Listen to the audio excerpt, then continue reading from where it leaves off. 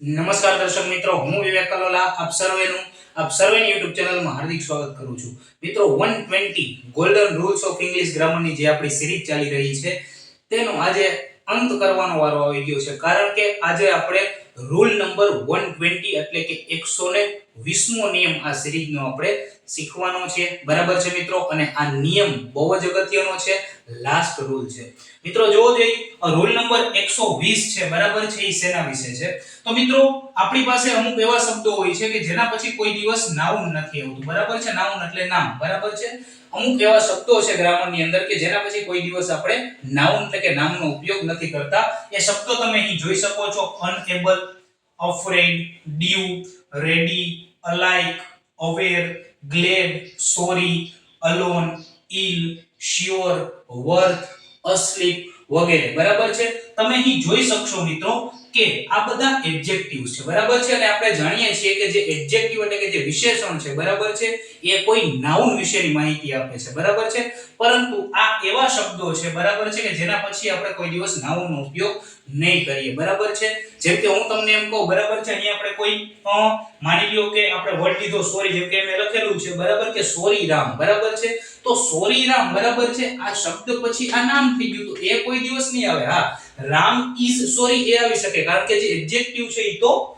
બરાબર છે નાઉન વિશેની માહિતી આપે છે. બરાબર છે મિત્રો, તેવી જ રીતે અહીં કેટલાક એક્ઝામ્પલ બીજા આપણે લીધેલા છે. જોજો મિત્રો કે the army is ready for action. બરાબર છે, હવે રેડી પછી the army નો આવે. બરાબર છે મિત્રો, he likes being alone in the house. but alone person એવું ન હોય. બરાબર છે, alone ખુદમાં જ એકલું બતાવે છે. બરાબર છે, તેવી જ રીતે your painting has come out really well. બરાબર છે, તો well પછી કોઈ દિવસ કોઈ નાઉન નથી આવતું. તો મિત્રો આ શબ્દો તમારે યાદ રાખવાના છે. બરાબર છે, આ શબ્દો પછી બરાબર કોઈ દિવસ આપણે નાઉનનો ઉપયોગ નથી કરતા. ક્લિયર છે મિત્રો? તો આ હતો આપણો રૂલ નંબર 120, જે આપણી સિરીઝનો અંતિમ નિયમ હતો. બરાબર છે, તો મિત્રો અહીં બરાબર છે આપણે આ સિરીઝ છે, બરાબર છે, એનો અંત કરવા જઈ રહ્યા છીએ.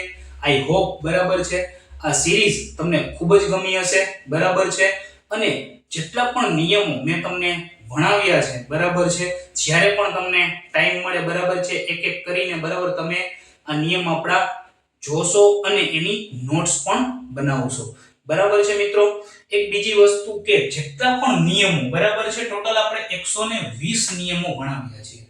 બરાબર છે મિત્રો, જેટલા પણ નિયમો મેં તમને ભણાવ્યા છે એ બધા જ નિયમો તમને આપણી જે ક્લાસ 3 ની એક્ઝામ હોય, બરાબર છે, અથવા તો ક્લાસ 1 2 ની એક્ઝામ હોય, જેની અંદર ઇંગ્લિશનું વેઇટેજ રહેતું હોય છે. બરાબર છે, દરેક કોમ્પિટિટિવ એક્ઝામ ની અંદર 20 થી 25 માર્ક્સનું, બરાબર છે, આપણી જે ભાષા છે, બરાબર છે, એટલે કે ઇંગ્લિશ ગ્રામર છે એનું વેઇટેજ રહેતું હોય છે. બરાબર છે, દરેક નિયમ બરાબર તમને ખૂબ ઉપયોગી થશે, પરંતુ આ નિયમને તમારે પચાવવા જરૂરી છે.